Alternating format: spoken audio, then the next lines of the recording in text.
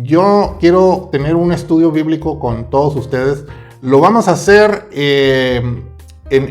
no voy a decir cortito, sino en varias partes, porque yo soy una de las personas que trato de analizar, si se puede, versículo por versículo. Y está demostrado que es una de las mejores formas de estudiar la palabra de Dios, lo que es la Biblia, para no descontextualizar.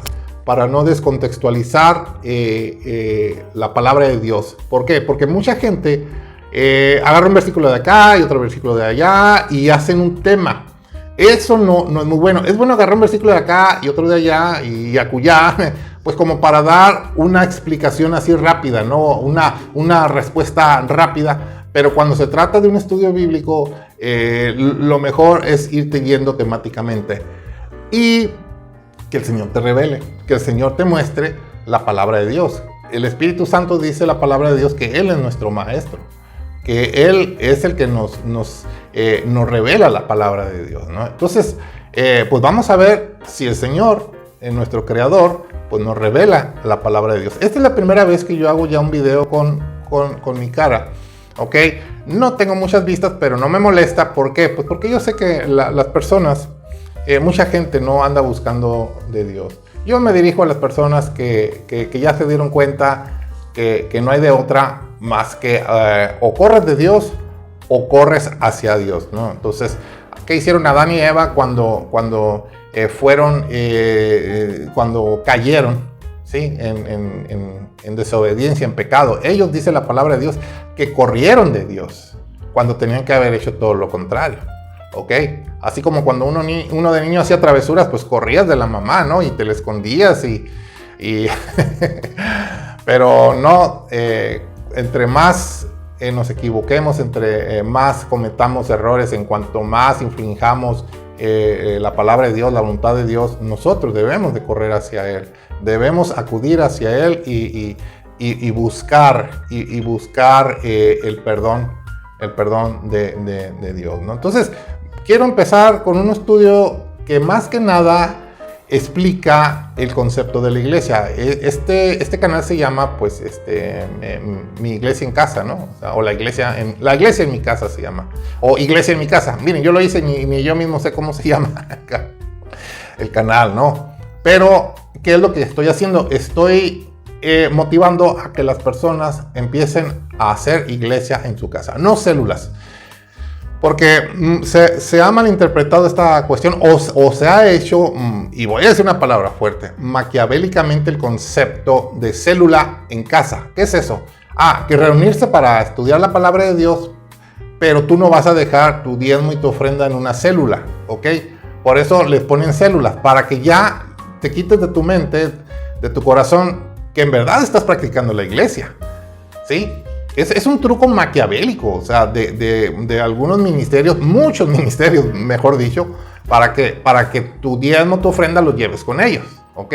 Que por cierto tampoco les muestran versículos donde dice que no diezmes, ¿verdad? Nomás te muestran Malaquías 3:10 como Malaquías 3:10 es como que te ponen una pistola, ¿no? Y órale, diezma y ofrenda, y si no, aquí está la pistola. No, hay versículos bíblicos, ¿sí? Que te muestran donde te dice que no diezmes, ¿verdad? Y caray, ¿y en dónde? Bueno, les voy a dar una adelantadita en Éxodo, o les digo de una vez ya el versículo. No, vamos a ver quién lo encuentra, pero está después de Éxodo 30, en esos capítulos. Ahí se los dejo de tarea para aquellos que quieran ver esos versículos, porque al final el que te los tiene que revelar pues es el Creador, no los hombres, ¿no?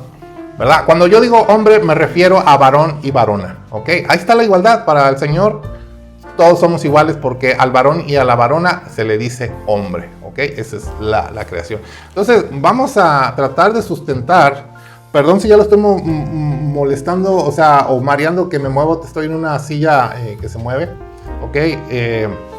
No tengo un problema en la espalda, siento a gusto estar moviendo mi cadera, ¿no? Pero vamos a reforzar esta cuestión del concepto de la iglesia. A Génesis 12, y por medio de Génesis 12 vamos a empezar a explicar esta cuestión del concepto de Abraham. Perdón, el concepto de la iglesia, ¿Por quién? Pues por medio de Abraham. ¿Ok? La iglesia la conforman pues las personas. ¿Okay? La iglesia muchos sabemos que no es el lugar físico, no es la estructura, estructura material o arquitectónica, digamos, por decirlo de una manera. Eso no es la iglesia, ¿ok?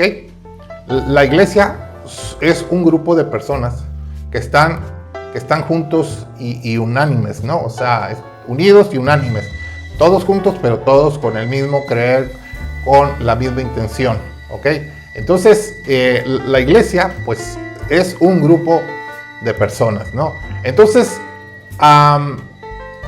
pero para poder ser participantes de la iglesia, pues debemos de entender de qué se trata la iglesia, ¿sí?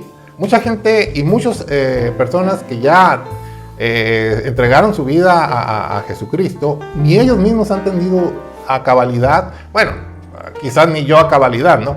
Pero no han entendido en lo más básico cuál es la intención de la iglesia, ¿ok? Entonces, pues, créanme que para hablar de todo este concepto de la iglesia nos tomaría horas y horas y horas y horas, y cada vez te darías cuenta de qué es verdaderamente lo que es la iglesia. Déjenme empezar de cualquier parte, ¿no? Porque no puedes decir, empiezo de aquí, y porque hay muchas maneras de empezar a hablar de la iglesia. Pero para entender el concepto de la iglesia, el cristiano tiene que tener la experiencia de Abraham, de Isaac y de Jacob, ¿ok? Si tú te los dijiste Abraham, pues no sabían que iba a decir Abraham. Pero, ok, la experiencia de Abraham, Isaac y Jacob. ¿Por qué? Porque cuando empezamos a estudiar la vida de Abraham, nos damos cuenta que Abraham representa al Padre, ¿ok? Y cuando empezamos a estudiar a Isaac, nos damos que Isaac representa al Hijo. ¿Quién es el Hijo? Pues Yeshua, Jesús, Yeshua HaMashiach. Me gustaría llamarlo más Yeshua, pues porque los nombres personales no se traducen, pues, ¿ok?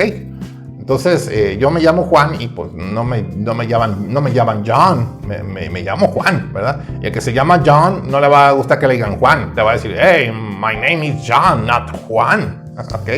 Entonces, nuestro Redentor, nuestro Señor Jesús, pues su nombre era Yeshua. Aunque sí le voy a llamar Jesús por una cuestión ya que se entienda, ¿no? Pero poco a poco voy a ir a explicarles digamos, me voy a referir más al Señor, nuestro Salvador, como Yeshua. Y no es que sea yo cristiano mesiánico, no se trata de eso, ¿no?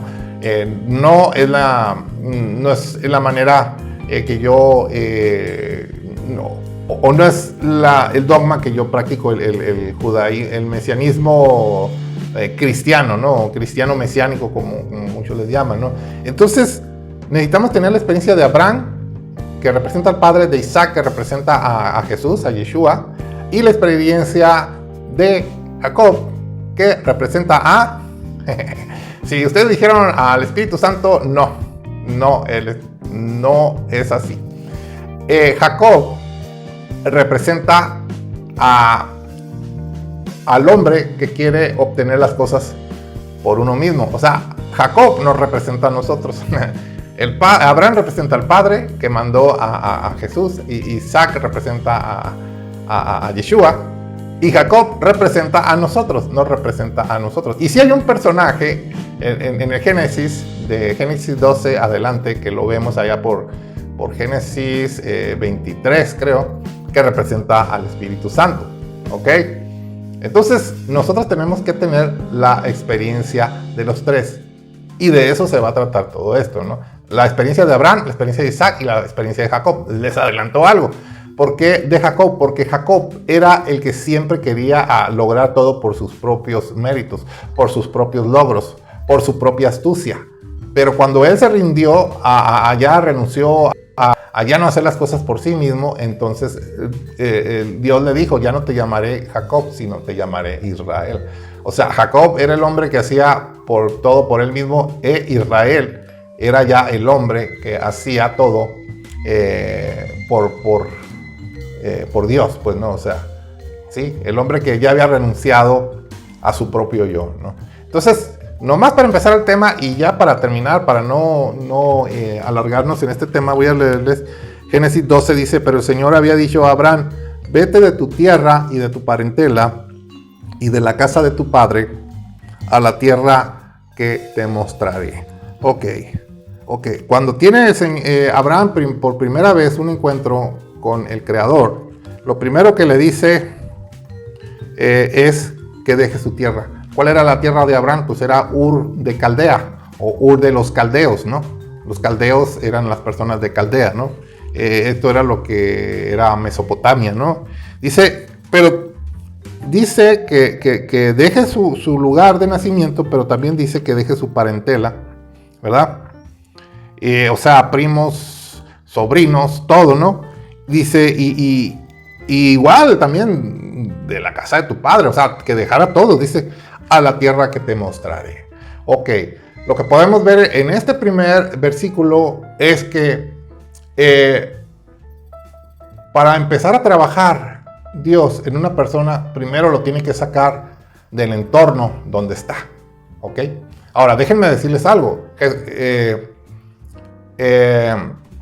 Jesús, cuando anduvo en la tierra, él se refería al Padre como el Dios de Abraham, Isaac y Jacob. Así decía. Después les doy unos versículos. No decía el Dios de Adán, porque Adán, pues con Adán empezó el pecado, ¿no?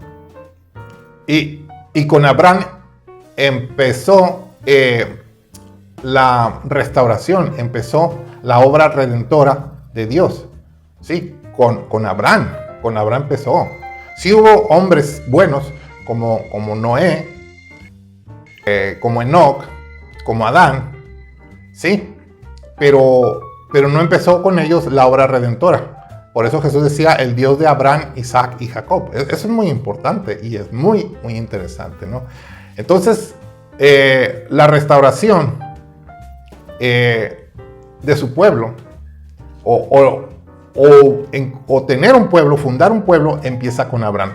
Pero tenía que sacarlo de su entorno para empezar en un lugar nuevo, vamos a decirlo de esa manera, en las tierras de Canaán, donde Dios les iba a dar esa tierra. Pero en las tierras de Canaán, es donde lo que es ahora Israel, el Señor quería llevarlo a Abraham a esas tierras. ¿Ok? Ya estaban habitadas esas tierras, pero ahí Dios quería establecer su pueblo, ¿sí? El pueblo que iba a adorar, ¿verdad?, a Dios. Entonces, ahí le paramos. Muy sencillito lo que empecé a hablar, pero muy bien explicadito, ¿ok? Voy a seguir subiendo, pues, más, vamos a decir, capítulos, para que ustedes empiecen a entender de qué se trata este concepto de la iglesia y que la iglesia se puede practicar en tu casa. Que el Señor me los guarde y pues nos vemos hasta la próxima. Hasta luego.